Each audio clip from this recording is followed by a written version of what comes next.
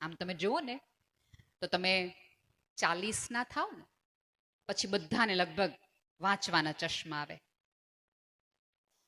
એ ચશ્મા કયા છે કે તમને નજીકનું ઓછું દેખાય, દૂરનું દેખાય છે ચશ્મા વગર, પણ વાંચવાના ચશ્મા આવે, જેને આપણે એમ કે રીડિંગ ગ્લાસ છે, જેમાં તમારે નંબર ચેક ન કરાવવા પડે, બધે સરખા મળે. તમને ખબર છે એ કુદરત શું તમને કહે છે? નજીકના વાંચવાના ચશ્મા, એનો અર્થ એ છે કે કુદરતે તમને હવે એક સાઇનિંગ બેલ, ઓલો બેલ મારે ને, પેલો બેલ, પેપર પૂરો થવામાં છે, ટ્રેન છૂટવામાં છે, એ પહેલો બેલ છે કે બહુ દૂરનું જોયું, બહુ આગે ભાગ્યા, હવે નજીકનું જોઈ લે, આ ચહેરા ક્યારેક તને જોવા નહીં મળે, જલ્દી જોવા માંડ, એટલે આ ચશ્મા તમને આપ્યા છે. નજીકના ચહેરાઓ વાંચવાનું શરૂ કરી દો. જે રેખાઓ તમે ઉકેલી નથી શક્યા એ રેખાઓને થોડું સ્પર્શવાનું શરૂ કરી દો. સાહેબ, આપણે બધા સ્ક્રીનના એટલા બધા હેવાયા થઈ ગયા છે કારણ કે સ્કીનનો ટચ જ વયો ગયો છે. હવે કોઈ કોઈને મળતું નથી, બે ઓળખો મળે છે. અહીંયા આપણે 5 જણા ભેગા થાય ને તો આપણે ફોન કરીને ઓલો વિડીયો જોયો કે નહીં, પછી અરે એલા વિડીયોને મૂક, અત્યારે તો આ માણા તને હામો મળ્યો છે, એને જોઈ લે. અત્યારે એક ભાઈ અહીંયા બહુ જ સરસ એક વાક્ય બોલ્યું કે અત્યારે તો વૃદ્ધોય તે સોશિયલ મીડિયા બહુ જોવે જ ને, કારણ કે સામે સી કોઈ બોલાવતું નથી, કોકની સામે જ બોલવું કે નહીં. અને પછી તમને એવું થાય કે યુવાનો તે સૌથી વધુ સોશિયલ મીડિયા ઉપર છે. સોશિયલ મીડિયા ઉપર યુવાનો એટલા માટે છે કારણ કે ત્યાં એપ્રિશિએશન છે, વખાણ છે. હારા ન લાગતા હોય તો એ બધા એમ કે દિલ દઈને એમ કે બહુ સરસ લાગો. વખાણ કરવાનું હું ને તમે ચૂકી ગયા. સૌથી મોટી સમસ્યા અત્યારે નરેન્દ્ર મોદી સાહેબના આપણે સૌથી વધુ વખાણ શું કામ કરીએ? એ સરસ કામ કરે છે, અદ્ભુત નેતા છે, બધી વાત સાચી, પણ પછી આપણે એમ કહીએ આ ઉંમરે તે તમે જુઓ 18 કલાક લેખે કામ કરે. અમિતાભ બચ્ચનના વખાણ કરીએ, હમણાં કરોડપતિ પાછો આવ્યો, એના દીકરા પાસે નથી પણ એની પાસે હજી છે, લ્યો કામ. અમિતાભ બચ્ચન આ ઉંમરે તે કરોડપતિ કરે ને, આટલી સિરિયલ કરે ને, આટલી એડવર્ટાઇઝ કરે ને, કામ કરે કાંઈ? આ ઉંમર એ વાક્ય સતત બોલ્યા કરીએ, કામ કરે, કામ કરે, કામ કરે. અને આપણી ફેક્ટરીએ, આપણી દુકાને આપણા દાદા આવે તો આપણે ગામને શું કહીએ? અમારા બાપાને હજી છૂટતું નથી, હજી કામે આવે હો, મંદિરે ન જવાય. અમિતાભ બચ્ચનને તમારે હજી કરોડપતિ કરાવવું છે અને દાદાને તમારે રિટાયર કરી દેવા છે. નજીકના માણસોની સારપ પણ જોવાનું થોડુંક રાખો. જેટલા વખાણ તમે સોશિયલ મીડિયા ઉપર જેટલા સારા છો ને, એના 2% તો આજુબાજુ વાળા હારા થાવ. મને સારી કહેશો ને તો તમારા જીવનમાં કાંઈ ફરક નહીં પડે, પણ આ બેઠેલામાંના કોઈ પણ એકાદ વ્યક્તિને સારપ કહેશો ને તો બીજી વાર તમને મળશે ને ત્યારે થોડુંક વધુ હૂંફથી મળશે. આપણને એટલું બધું ખોટું જોવાની ટેવ પડી ગઈ છે કે આપણે સારું જોવાનું જ ભૂલી ગયા છે. જેટલો શરદીનો ચેપ આપણને લાગે છે ને એટલો આ સમાજને સારપનો ચેપ નથી લાગતો. લાગવો તો એ જોઈતો તો કોક માણસને સારા જોઈને વિચાર આવવો જોઈએ. અને બીજું, અત્યારે તો તહેવારોનો મહિનો છે. અહીંયા બેઠેલી તમામ સ્ત્રીઓને વિનંતી છે કે તહેવારોની વાત આ નવી પેઢીને થોડી વિજ્ઞાનથી કરો.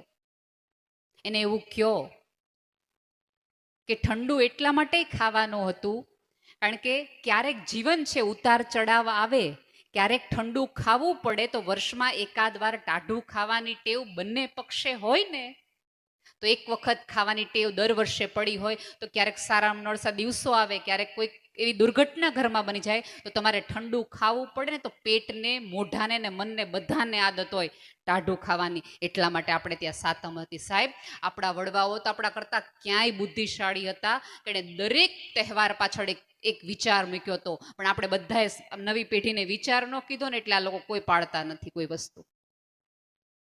આપણે એને સમજાવવાની જરૂર હતી.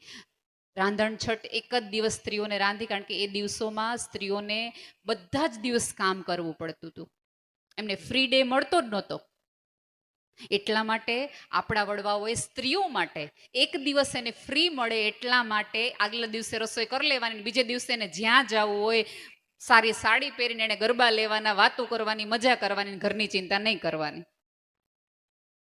કેટલી સરસ ઝીણી ઝીણી વાતો લઈને આખા રિવાજો બનાવ્યા હતા.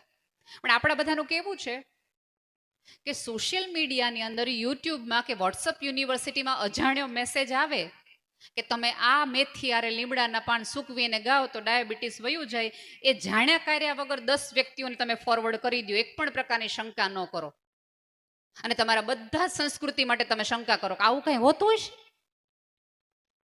ઓલામાંય તમારે વિચાર કરવો જોઈતો તો કે આવું કઈ હોતું હશે, જેમ તમે આમાં કીધું એમ. સાહેબ, તમે ઈચ્છતા હો કે તમારી પેઢી તમારી સાથે જોડાયેલી રહે તો એને થોડા કારણો આપો. પણ આ તો બિચારા હજી પૂછે એટલે આપણે તમાચાવાળી કરીને કરી, હવે બહુ નવી નવીને ભણી ગયા તો પૂછ કરે છે. છાનામાના કરો ને. એની બદલે આવી બે વાત કરી હોય ને તો આવનારી સ્ત્રી છે એને થોડીક શ્રદ્ધા બેસે આ બધું કરવામાં, અને તો રિવાજો ટકે.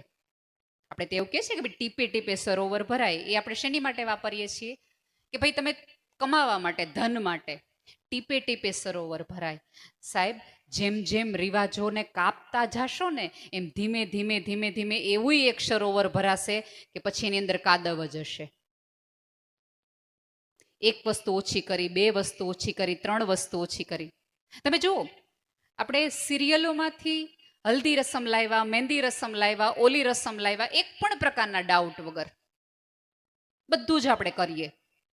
પણ આપણા ઘરની ઓલા મોટા સાસુ એમ કહે કે ભાઈ આપણે લગ્ન પહેલા એક એવો રિવાજ છે કે જમાઈ અહીંયા પગે લાગવા જવાનું કે દીકરી અહીંયા પગે લાગવા જવાનું, આપણે આટલા નિવેદ કરવાનું. તો આપણે એમ કહીએ હવે એ બધું જૂનવાણી છે, એવું ન કરાય. ઓલી નવી રસમ કરતી વખતે તમને એક વાર એવો વિચાર નહોતો આવ્યો? જૂનું કરતી વખતે તમને તકલીફ થાય છે, પણ થોડુંક એમાં વાંક વડીલોનો એટલો છે કે વડીલો થોડીક મોકળાશ આપે નવી પેઢીને સમજાવીને, તો એને એમ થાય કે ના બા કેમ કરવું પડે નહીં, બા કે એ મને કરવું ગમે. અને અહીંયા બેઠેલી તમામ સ્ત્રીઓને વિનંતી છે કે જ્યારે તમારી સાસુ તમને કશુંક રોકે ટોકે ને એમ કે ને કે આપણા કુટુંબમાં તો આવું જ તે, નામાં તો આવું જ તે, તો તમારી મમ્મી કરતાં વધુ સલાહ તમારી સાસુની એટલા માટે લેજો કારણ કે તમારી સાસુને આ પેઢીના 2 DNA સંભાળવાનો અનુભવ છે કે એને ખબર છે કે આ લોકો ટાઢા ભાત નહીં ખાય, પણ ટાઢા ભાતના મુઠિયા જો લીલી ચટણી યારે આપશો તો એ લોકો ખાઈ લેશે, એને ખબર છે. તમારી મમ્મીને ફોન કરશો તો 2 વાત બીજી મળશે, પણ સાસુ પાસે બેસીને કરશો તો થોડી સલાહ મળશે. અને એ તો કેવું કે આપણે યુટ્યુબને પૂછીએ કે લાપસી કેમ થાય, બોલા સાસુને ન પૂછીએ કે લાપસી કેમ થાય, એવો તો કયો વેર? અજાણ્યાના ઘરે જઈને એમ કહીએ કે અથાણામાં આમ કરવું હોય તો શું કરી શકાય? એની બદલે સાસુને પાછામાં ખાલી પૂછો ને કે અથાણું કેમ થાય, ઈ એમ કહે કે હવે કાંઈ તારે અથાણા નથી કરવા, મેં બહુ કર્યા, તું રેવા દે છે. પણ આમાં એવું છે કે પૂછે નહીં ને એટલે થોડો બંનેનો ઈગો મોટો થતો જાય, અને કોઈ કારણ વગર ઝઘડા થાય. કોઈ પણ ઘરોમાં જેમાં સાસુઓમાં પ્રોબ્લેમ છે ને પૂછો ને એકચ્યુઅલી કે શેના કારણે આ તકલીફ થઈ, તો કઈ બહુ મોટા કારણો છે જ નહીં, આ વાત છે, એણે મને કીધું નહીં, એણે મને પૂછ્યું નહીં, એ ત્યાં ગઈ નહીં. એના બદલે થોડો આવો પણ વિચાર કરવાનો રાખો. અને સમાજ જ્યારે એકત્રિત થયો છે ત્યારે મને ખબર છે સમય પૂરો થઈ ગયો છે, મારે એક છેલ્લી વાત એ કરવી છે. એક વખત એક જંગલમાં બહુ જ ભયાનક આગ લાગી, અને એવડી મોટી આગ હતી કે તેમાં કોઈ બચી શકે એમ જ નહોતું. ભયાનક આગ.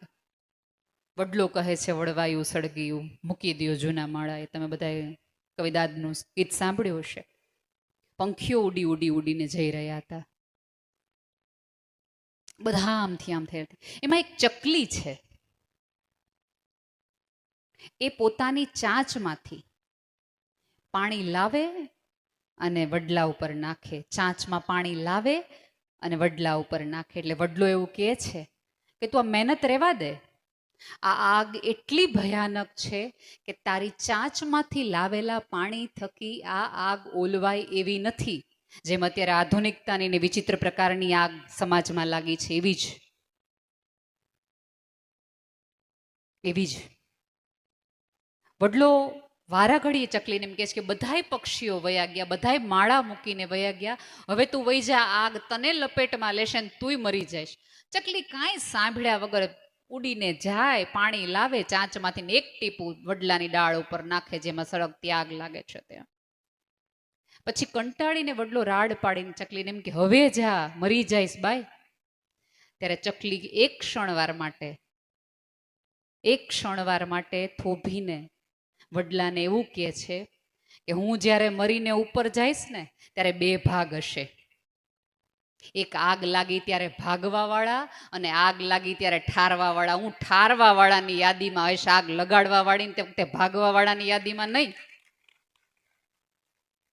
મિત્રો, સમાજ માટે કાંઈ ન કરી શકો તો કાંઈ નહીં, આટલું ચકલી કર્મ તો કરો, ચાંચનું પાણી તો આપો.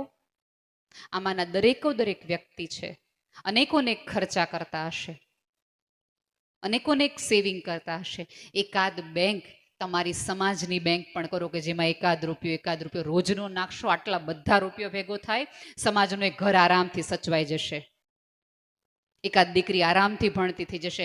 આ સમાજ આવડો મોટો અહીંયા હશે, તમારી 10મી 15મી પેઢીને પણ અહીંયા કોઈક એસી રૂમમાં ઉતરવું હશે તો એવડી મોટી સરસ મજાની સભ્યતા અહીંયા ગોઠવાઈ ગઈ હશે.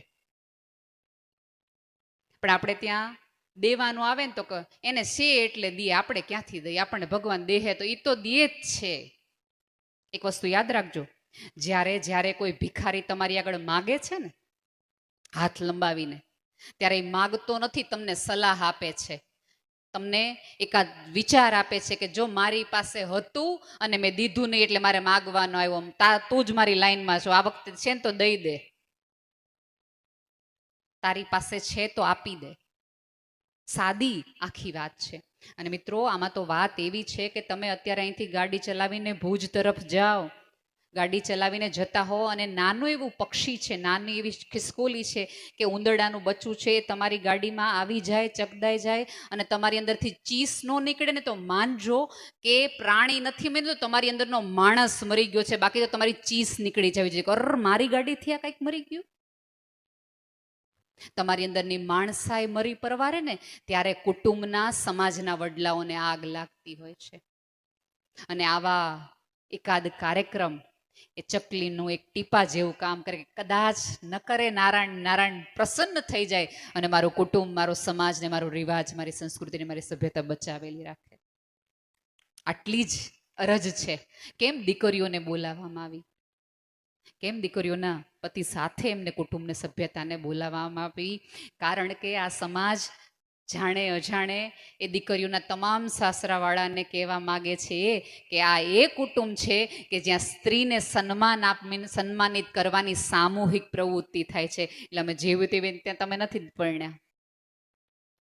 આ એવું કુટુંબ છે કે જ્યાં ખાલી કેવા ખાતર નારીનું સન્માન નથી, હૃદયથી નારીનું સન્માન છે. અને અહીંયા બેઠેલી તમામ સ્ત્રીને એક નમ્ર વિનંતી છે કે તમારી આજુબાજુની એકાદ સ્ત્રીને સુખી કરવાની થોડીક શરૂઆત કરો, એપ્રિશિએશન કરો. ક્યારેક એક સ્ત્રીને એવરેસ્ટ ચડવો સહેલો છે, પણ ઘરનું આંગણું ઓળંગવું એની માટે સૌથી વધુ અઘરું છે. પર્વત જેવું મોટું લાગે, એને બહુ તકલીફ પડે ઓળંગતા. આમાંની કોઈ એકાદ સ્ત્રી કોઈ કામ કરતી હોય, કોઈક સરસ જગ્યાએ નોકરી કરતી હોય, પોતાની ઓળખ બનાવતી હોય તો એને શાબાશી આપજો, એને વંદન કરજો.